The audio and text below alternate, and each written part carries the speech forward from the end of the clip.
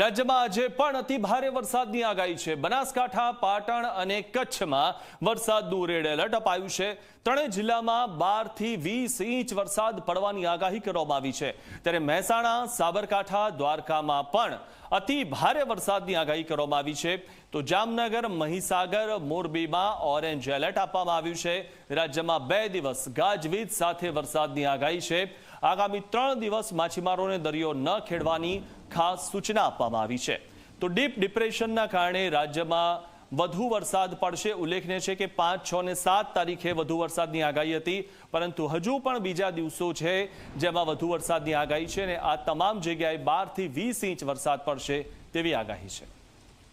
आज गुजरात रीजन में heavy to very heavy with isolated heavy rainfall का वार्निंग दिया गया है और जो कल के लिए कोई हेवी रेनफॉल वार्निंग नहीं गुजरात रीजन में।